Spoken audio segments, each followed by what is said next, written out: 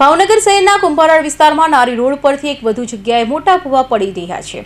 તાજેતરમાં ભૂગર્ભ ડ્રેનેજ લાઇનના પાથરવાની કામગીરી પૂર્ણ થયા બાદ યોગ્ય પેચવર્ક ન કરવામાં આવતા સમસ્યાનું સર્જન થયું હોવાનું સ્થાનિક લોકો જણાવી રહ્યા છે. ભાવનગરમાં સમસ્યાઓનો સરવાળો અને સડકતી સમસ્યાઓથી અકબંધ એવા કુંભારવાડ વિસ્તારમાં ચોમાસાના આરંભ સાથે વધુ એક નવી સમસ્યાએ જન્મ લીધો છે. કુંભારવાડમાં નારી રોડ પર થોડા સમય પૂર્વ ભૂગર્ભ ડ્રેનેજ લાઇન પાથરવાની કામગીરી હાથ ધરવામાં આવી હતી.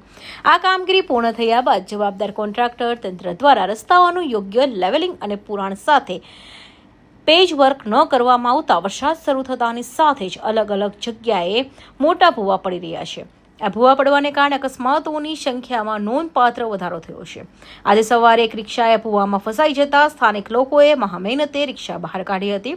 એવી જ રીતે આ રોડ પરથી દરરોજ હેવી લોડેડ વાહનો પસાર થતા હોય આથી મોટી જાનહાનિ સર્જવાની સંભાવના પ્રબળ બની રહી છે.